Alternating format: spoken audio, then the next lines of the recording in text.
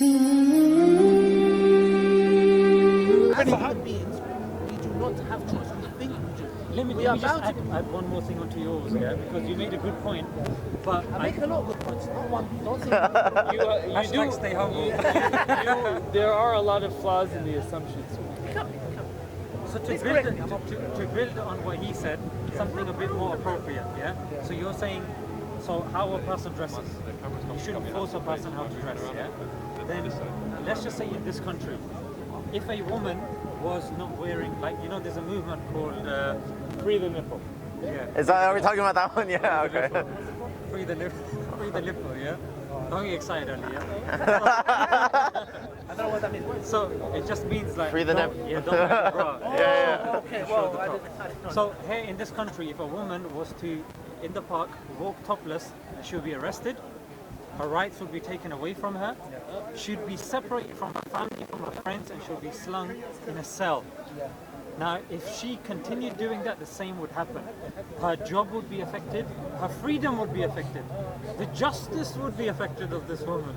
But the thing is, who dictated that this bit needs to be covered? The government. The liberal society came together and said, okay, the obligatory part that needs to be covered is this bit and that bit. All we're saying is that, okay, that's your standard, this bit and that bit. We're saying, no, our standard is more. That's what we're saying. No, but that's wrong. Okay, no problem. On what basis? On what basis can you say your one is morally correct and our one is morally wrong? And then, just to finish the point, so then here, then you've got laws that will enforce that, and nobody will say, this country is so oppressive, mate.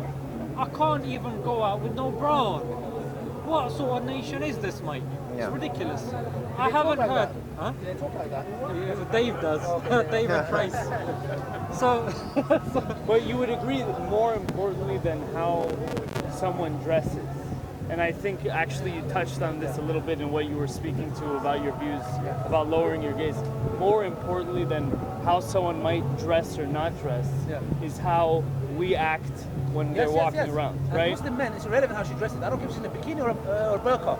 I have to lower my gaze. Actually, it's interesting you say that because that's something I guess you would have in common with modern liberalism and modern feminism is that regardless of how a woman is dressed, we shouldn't be acting. no, he only gave one aspect. No. Yes. You see what I'm saying? But what the liberals and the feminists are saying is, I can go naked and, well, hold on a second. You have to do your part as well. I will lower my gaze regardless, but you walking around with everything do your out, bit as well. you do your bit as well, because at the end of the day, men are visual creatures. We are visual. We get, turned on visually, A lot of women are in denial because they have no bloody idea. If they were in our head for 10 seconds, they would run for their life. So the thing is... Do you accept that? I don't know that. What I the men are? could say I've met men who were not visual creatures. No, Do you they are. accept that Even gay men. men get more sexually aroused than women? I don't know. I'm not a woman. I don't know. I don't know that anyone can make that statement definitively. I'll tell you definitively. There's the amygdala in the brain of a man is bigger than the brain of a woman. That's the first thing. Second, the sexual, the way it gets sexually affected when a man sees something sexual in nature, the amygdala it reacts more than a female. These are in peer-reviewed journals. So that's something that's accepted.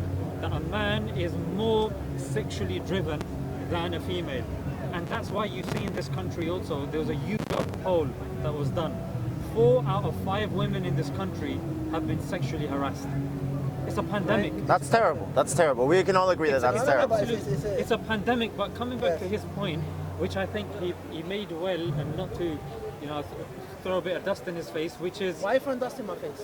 Explain to them. But it's because you're not supposed to praise somebody in front of them too much. It's not good to praise somebody. They get too gassed. Get him now. But you can praise people when they're not around. Is that okay?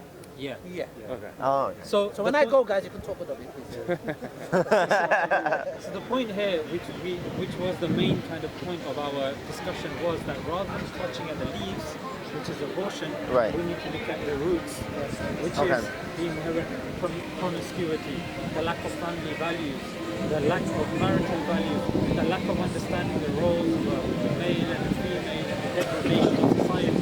These are the things that have coalesced and that have resulted in abortion, and you need to know majority of the abortion cases are done because it's not done because the woman's being raped or incest or stuff like that. Majority is, I don't want to have a kid. I don't think I'm ready. I don't want to have a kid because there was one drunken night. He's one drunken night.